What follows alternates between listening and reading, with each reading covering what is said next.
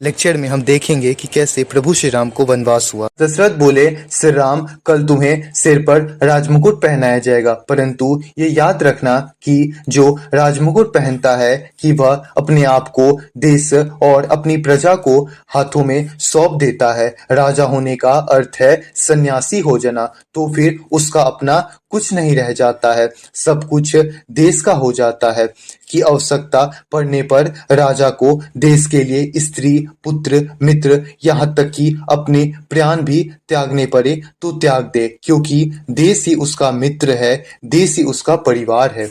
जो देश के लिए अपना सब कुछ त्याग नहीं कर सकता है, उसे राजा बन के प्रजा से कर लेने का कोई अधिकार नहीं है। राजा को अपने हर आचरण से एक आदर्श स्थापित करना पड़ेगा, क्योंकि प्रजा उसी को देखकर आचरण करती है। मैं एक राजा की मूल शक्ति दंड नहीं, न्याय है, जो पक्षपात से रहित होकर और जो संकुचित भी ना हो, क्योंकि न्याय करते हुए उदारता को भी नहीं छोड़ना चाहिए। राजा को पृथ्वी का भगवान कहा गया है, क्योंकि लाखों प्राणियों का जीवन, मरण, सुख, दुख उसके हाथों में होता है, इसलिए उसमें दया, क्षमा, उदारता आदि भगवान के गुण होने चाहिए कि युद्ध भूमि में राजा को अपने सेना में आगे रहना चाहिए। जो स्वयं वीर नहीं होता है, सेना उसका आदर नहीं करती है। राजा को चाहिए ऋषियों, विचारकों और कवियों के आगे सदा नतमस्तक रहे, क्योंकि वही पथ प्रदर्शक होते हैं, सही रास्ता दिखाते हैं कि उसके जो अतिरिक्त और निस्वार्थ मंत्री हों, उनका आलोचन का आदर करे, उन पर भरोसा करे और फिर भी अपने गुण की बात अंत तक अपने मन में रखे।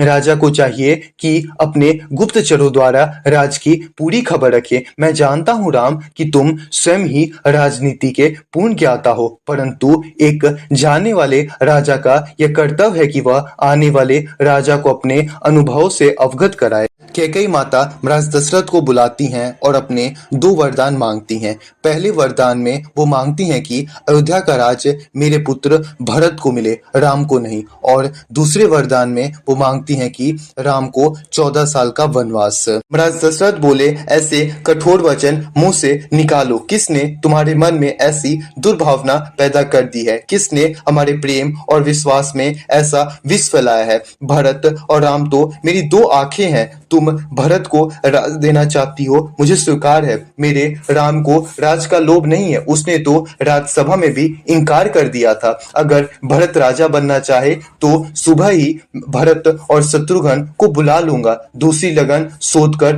भरत को राज दे दिया जाएगा। परंतु राम को वनवास देने की बात अपने मन से निकालो, अपना दूसरा वरदान वापस ले लो रानी। माता कैकेयी बोलती हैं, ऐसा कभी नहीं हो सकता है। यदि आपको देना है तो दोनों वचन देना होगा। मैं आज ही राम को वन जाते देखना चाहती हूँ। उसके बाद गुरु बोले, आर्य सुमंत अभी तक महाराज क्यों नहीं आए? आप जाकर देखिए। आर्य सुमंत महाराज दशरथ के पास पहुंचते हैं और बोलते हैं, महाराज, युवराज श्री राम की राजाभिषेक की पूरी तैयारी हो चुकी है। कुल गुरु वशिष्ठ प्रतीक्षा कर रहे हैं। कृपा यज्ञ में चलकर आप ये शुभ कार्य को आरंभ कीजिए। आर्य सुमंत बोले, क्या बात है महाराज, महारानी, महाराज की ये दशा का क्या कारण है? तब कैकेयी माता बोली, इनके मन को तो यही जाने, सारी रात राम को याद करते रहे थे। आप कृपा राम को बुला दीजिए। प्रभु श्री राम पहुंचते हैं और बोले, पिताश्री, आपकी आज्ञा से मैं राम आपकी सेवा में उपस्थित हूँ। मेरे लिए क्या आदेश है? आप स्वस्थ नहीं दिखते। पिताश्री, क्या कष्ट है? माँ, पिताश्री को अस्वस्थ का क्या कारण है? माता कैकेयी बोली, तुम्हारे पिताश्री मुझे 2 वर दिए थे और कहे थे जब चाहो मांग लेना। आज मैंने वो अपने दोनों वर मांग लिए हैं। अब यदि वह मेरे वर मानते हैं तो पुत्र का मोह रास्ते में आता है, यदि नहीं मानते हैं तो धर्म और सत्य पर कलंक लगता है। ये बेचारे इस धर्म संकट में पड़ गए हैं, तुम्हें संकोचवश कह नहीं पा रहे हैं। प्रभु श्री राम बोले, वे दोनों वर क्या है माता? फिर माता कैकेयी बोली, पहला कि तुम्हारी जगह भरत का राज्याभिषेक हो, और दूसरा यह कि तुम मुनि वेश धारण करके 14 वर्ष तक वन में रहो। प्रभु श्री राम बोले, बस इतनी सी बात पर इतना विवाद था? यह तो बड़ी प्रसन्नता की बात है माँ। हाँ, ऐसे महान ऋषि और मुनियों का दर्शन कर सकूंगा जिनकी तेज तीन लोगों को प्रकाशित कर सकती है। माँ, मेरे तो चारों ओर से कल्याण हो गया। अपने पिता का आज्ञा का पालन, माँ की इच्छा का अनुकूल और छोटे भाई का राज्याभिषेक और मुनि दर्शन से मेरा कल्याण। माँ, केवल इतनी ही बात थी ना, या भी कोई दुख है पिताश्री को? माता कैकेयी बोली, नहीं पुत्र, तुम्हारी शपथ, भरत की सौगंध, महाराज को और कोई दुख नहीं है। अब तुम्ही ही समझाओ ना कि अपने वचन का पालन करे और तुम्हें वन जाने की आज्ञा दे कि संसार में और संसार की श्री मैंने आपके मनोरथ जान लिए हैं। अब आपको अपनी श्रीमुख से आज्ञा देने की भी आवश्यकता नहीं है, क्योंकि पुत्र वही होता है जो पिता का मनोरथ जान लेने से ही उस पर आचरण कर सके। परंतु मुझे दुख इस बात का है कि केवल इतनी सी बात के लिए आपने अपने मन को इतनी भारी पीड़ा पहुंचाई। इसका अर्थ है कि आपको मुझ पर पूर्ण विश्वास नहीं है, कि आपको मेरे सेवा के धन पर शंका है। श्री, मुझे आशीर्वाद दीजिए कि मैं अपने आचरण से फिर से आपका पूर्ण विश्वास पा सकूं। अब आप प्रसन्न चित्त से मुझे वन जाने की आज्ञा दें, ताकि आपके वचन की पूर्ति कर सकूं और आपके धर्म की रक्षा करके मैं अपने जीवन धन कर लूं। मैं माता कौशल्या और माता सुमित्रा से आज्ञा लेकर वन जाने से पहले आपके चरण वंदना के लिए अभी आता हूँ। प्रभु श्री राम माता कौशल्या के पास पहुंचे और बोले, महाराज, मुझे तपस्वी वेश में वन भेज रहे हैं। मैं 14 वर्ष वन में रहूंगा और महाराज अयोध्या का राज सिंहासन भरत को देंगे। माता बोली, कैकेयी ने क्यों नहीं रोका महाराज को? फिर प्रभु श्री राम बोले, वे स्वयं महारानी कैकेयी का ही आदेश है। श्री राम बोले, माता पिताश्री से देवासुर संग्राम में माता कैकेयी को वर दिया था। अब उन्होंने वह दोनों वर मांग लिया है, भरत का राज और मुझे 14 वर्ष का वनवास।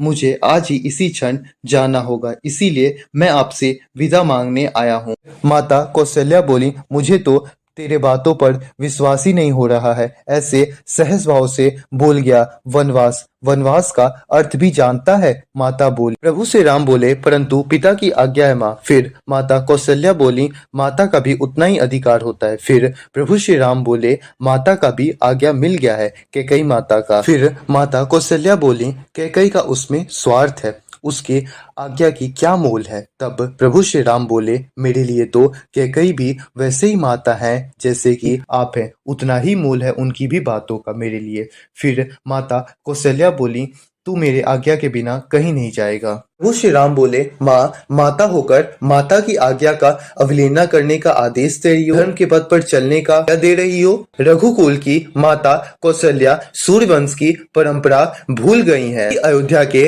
राजा सागर के संतान पिता की आज्ञा से पृथ्वी और पाताल को एक करते हुए अपने प्राणों की आहुति दी। पिता का वचन और माता की आज्ञा का पालन करने का व्रत ले चुका हूँ कि उसे विमुख करने की बात अपने मुख से कैसे निकाल रही हो माता? अपने पुत्र को पथभ्रष्ट होने का आदेश देकर अपयश की भागी ना बनो। फिर माता कौशल्या बोली, हाँ, निभा ले रघुकुल की नीति, धर्म कर्म कर्तव्य का पालन कर। अपने धर्म का पालन करेगा, मैं माँ का धर्म का पालन करूंगी, मैं भी तेरे साथ चलूंगी। प्रभु श्री राम बोले, नहीं माँ, आप मेरे साथ नहीं आओगी। माँ, पहले सुहाग फिर संतान, यही आर्य नारी का महान आदर्श रहा है कि स्वामी का परित्याग स्त्री के लिए बड़ा निंदा का कार्य है। आपको ऐसी बात मन में भी नहीं लानी चाहिए, और आपके पति ही आपके गति हैं, आपका धर्म है। माँ, राजा हम सब लोगों के स्वामी, गुरु और ईश्वर हैं। उनकी आज्ञा का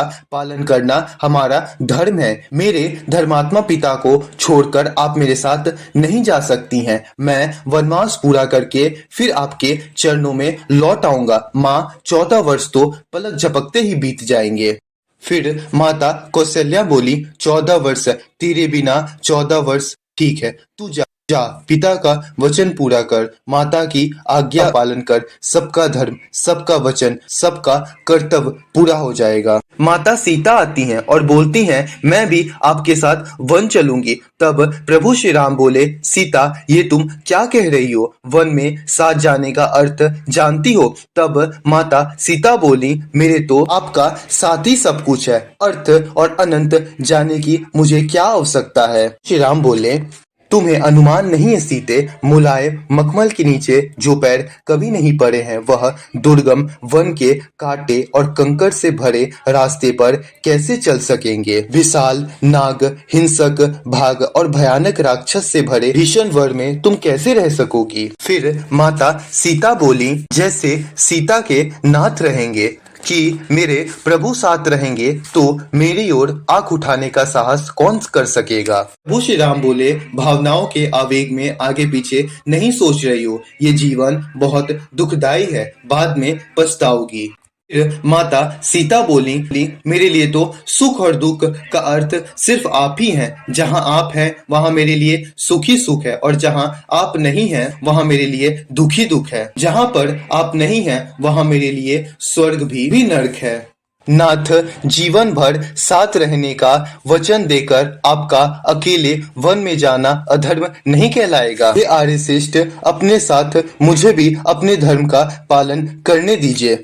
श्री राम माता सीता से बोले, चलने की तैयारी करो। वहां लक्ष्मण पहुंचते हैं और बोलते हैं, कैकेयी के कहने पर महाराज ने आपका राज छीन लिया। फिर प्रभु श्री राम बोले, लक्ष्मण माता कैकेयी को कैकेयी कह के कब से बोलना सीख लिए? लक्ष्मण बोले, मैं उन्हें माता नहीं कहूंगा और मैं ये अन्याय भी नहीं होने दूंगा। भैया, मेरे यह धनुष शोभा की वस्तु नहीं है, मैं इस धनुष से महाराज की सेना का सामना कर सकता हूँ। महाराज ने क्या समझा है, राम सब कुछ सहन कर लेगा। राम के नाम पर मर मिटने वाले लोग चुप नहीं रहेंगे, सारी जनता विरोध कर देगी, और फिर जनता की क्या आवश्यकता है? उनका यह दास लक्ष्मण अकेले ही काफी है पूरे सेना के लिए। प्रभु श्री राम बोले, चुप रहो लक्ष्मण। लक्ष्मण बोले कि आपका ये लक्ष्मण मर नहीं गया तो उस सिंहासन पर माता सीता के साथ आप विराजमान होंगे, और महाराज दशरथ और उनके चहेते भरत तो आपके द्वार में कदम में खड़े होंगे। फिर प्रभु श्री राम बोले, वाह वाह, कितना सुंदर चित्र है। पिता हाथ बांधे सामने खड़ा है और पुत्र अपने पत्नी के साथ कर आज्ञा दे रहा है। आकाश लोक से उतरकर देवता भी आएंगे तो इस दृश्य को देखने के लिए कि अयोध्या में मानव सभ्यता ने कितनी उन्नति कर ली है। फिर लक्ष्मण बोले, जब पिता ही अपने आचरण से गिर जाए तो श्री राम बोले, मत करो लक्ष्मण, बस यदि तुम्हारे इतने ही नीच विचार हैं तो मुझे भैया कहना छोड़ दो और आज के बाद मुझे अपना मुंह नहीं दिखाना। लक्ष्मण बोले, भैया ये आप क्या कह रहे हैं? मैं आपके बिना कैसे जीवित रहूंगा? भैया आप मेरे भगवान हैं, आपके साथ कोई अन्याय करे तो मैं कैसे चुप रह सकता हूँ? प्रभु श्री राम बोले, परंतु तुमसे किसने कह दिया कि मेरे साथ न्याय हो रहा है या मुझ पर कोई अत्याचार हो रहा है? यह बात जो तुमने कहा है अत्याचार, तो ये है कि तुम अपने बड़े भाई का कर रहे हो और अपने पिता का कर रहे हो। लक्ष्मण बोले, पिताश्री का? प्रभु श्री राम बोले, हाँ पिताश्री पर। उनकी पीड़ा को समझते हो, जानते हो कि उनकी पीड़ा क्या है, उनकी समस्या क्या है, समय किस धर्म संकट से जूझ रहा है, जानते हो? उनके जैसा वीर पुरुष। लक्ष्मण बोले, जो स्त्री मुंह में फंसेगा उसका यही दशा होगा। फिर प्रभु श्री राम बोले, उनका संकट स्त्री मुंह नहीं है, उनका संकट है धर्म। हाँ धर्म। आज एक सत्यवादी राजा का धर्म एक पिता के धर्म से टकरा रहा है। सत्य का पालन करे कि पिता के धर्म को निभाए। एक राजा ने किसी को वचन दिया कि जो मांगो वो मैं दूंगा, और मांगने वाले ने वह वचन मांगा जिससे राजा को अपने सबसे प्रिय पुत्र का त्याग करना पड़ रहा है। यही समस्या उनके दुख का कारण है। एक यदि वह वचन को तोड़े तो न केवल अपने सुपुत्र नष्ट करेंगे बल्कि संपूर्ण कुल की कृति को कलंक लगा दे। वह वचन रखे तो वो पुत्र जिसके बिना वो सुख नहीं रह सकते हैं उसे वन के कांटों और कंकड़ में ढकेल दे 14 वर्ष के लिए। लक्ष्मण, तुम उनकी पीड़ा को क्यों नहीं समझते हो? उनकी अवस्था आज एक घायल शेर की तरह है जो किसी शिकारी के जाल में फंस गया है, और ऐसे घायल शेर पर तुम अपने तीर चलाकर वीरता दिखाना चाहते हो? ऐसी वीरता पर भी तुमने पाप किया है, जिसका पश्चाताप हम सबको करना चाहिए। उन्हें अगर अपने धर्म की चिंता नहीं होती तो फिर आज वे इतना दुख नहीं होते। जब मैंने उन्हें इस अवस्था में देखा तो अपने ऊपर मुझे अज्ञानी हो आई। मेरे कारण वीर, महान और धर्मात्मा पिता इतने दुखी हैं। मैंने अपना कर्तव्य निश्चित करने के लिए एक पल की भी देरी नहीं की, क्योंकि पुत्र होने के नाते मेरा एक ही कर्तव्य है कि मैं वही कार्य करूं जिसमें उनका सत्य, धर्म और बल्कि उनकी कीर्ति बढ़े। हमारे जैसे पिता तो किसी को बड़े भाग्य से मिलते हैं, परंतु यदि किसी के पिता द्रोणाचार्य भी हो तो चाहे संसार उसे त्याग भी दे तो भी पुत्र का धर्म है कि वह अपने पिता को भगवान की तरह पूजे, क्योंकि पिता मनुष्य का प्राणदाता होता है। लक्ष्मण, जो पिता की भक्ति नहीं करता है, देवता तो क्या बल्कि स्वयं भगवान भी उनकी पूजा स्वीकार नहीं करते हैं। लक्ष्मण बोले, तो भैया क्या माता कैकेयी के इस अन्याय को हम स्वीकार कर लेंगे? फिर प्रभु श्री राम बोले, मैं माता कैकेयी को दोषी नहीं मानता हूँ। लक्ष्मण, हाँ लक्ष्मण, बचपन से लेकर आज तक माता कैकेयी ने हमें स्नेह दिया है। वह भूल गई कि वह निश्चल प्रेम की एक ऐसी पवित्र नदी है जिसमें सदा स्नेह की लहर उठती रहती है। फिर लक्ष्मण बोले, ऐसे निश्चल पवित्र प्रेम की नदी एक दिन में कैसे सूख गई, ये मेरे समझ नहीं आ रही है। प्रभु श्री राम बोले, संसार में बहुत से अनहोनी होते रहते हैं जो मनुष्य के समझ नहीं आते हैं। अकस्मात एक दिन भूकंप आता है जो मनुष्य के जीवन को उथल पुथल कर देता है। ऐसे समय किसी दूसरे को दोष नहीं देना चाहिए, उसे दयावर्ष मांगकर, अपराध मानकर स्वीकार कर लेना चाहिए। आज जो हो रहा है वो होने करा रही है, जिसने माता कैकेयी को ऐसी स्नेहमयी और पूर्णशाली स्त्री को ऐसी बुद्धि दी है।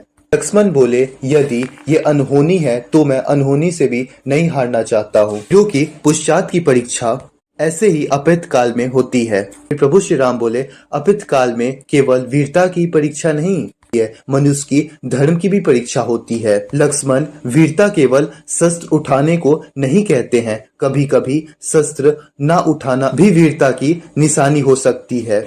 रख दो धनुष और मेरे जाने के बाद राजा भरत की सेवा करना। लक्ष्मण बोले, आपके जाने के पश्चात इसका क्या अर्थ है? यदि आप वन जाएंगे तो मुझे भी जाना होगा। राम बोले, नहीं लक्ष्मण नहीं, वनवास मुझे हुआ है, तुम्हें नहीं। लक्ष्मण बोले, अर्थात भैया लक्ष्मण को आप कब से अपने से अलग समझने लगे? आपने ही कहा था जहाँ राम वहाँ लक्ष्मण। आप ही ने कहा था जो राम भोगेगा वो लक्ष्मण भी भोगेगा। श्री राम बोले, भरत और शत्रुघ्न भी यहाँ नहीं है, गुरु, माता पिता और सगा स्नेह को कौन सहारा देगा? लक्ष्मण बोले, मेरे तो गुरु, माता पिता सब आप हैं, मेरा धर्म, कर्म सब कुछ आप ही हैं। आपसे अलग तो मैंने कभी कल्पना भी नहीं की है। क्रोध के आवेश में आकर अगर मैंने कुछ अनुचित बात कही है तो मुझे क्षमा कर दे भैया, ऐसा कोटदंड ना दे मुझे, अपने सलग मत करे भैया, मुझे अपने साथ लेकर चलें। फिर प्रभु श्री राम बोले,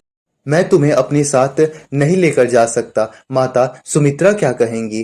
माता सुमित्रा वहां पे पहुंचती हैं और बोलती हैं, माता सुमित्रा क्या कहेंगी ये तुम नहीं जानते हो रघुनंदन? फिर लक्ष्मण बोले, माँ मुझे वन जाने से मत रोकना। फिर माता सुमित्रा बोली, तुम्हारे लिए तो जहाँ राम है वही तुम्हारी अयोध्या है। यदि सीताराम वन जाते हैं तो इस अयोध्या में तुम्हारा कोई काम नहीं है। लक्ष्मण बोले, माँ आज तुमने मेरा मस्तक गर्व से ऊंचा कर दिया। माता सुमित्रा बोली, परंतु मुझे तुम पर तब गर्व होगा जब 14 वर्ष के बाद मैं ये सुनूंगी कि तुमने अपने बड़े भाई की सेवा में त्रुटि नहीं की। आज से मैं नहीं, सीता तुम्हारी माता है और राम तुम्हारे पिता हैं। हो जाए तो पहरा देना, यदि ये खा ले और यदि कुछ बच जाए तो खाना। उनके रास्तों का कांटा अपने आंखों से चुनना, इतनी सेवा करना। और लक्ष्मण, इतना याद रखना, संसार में सेवक का धर्म सबसे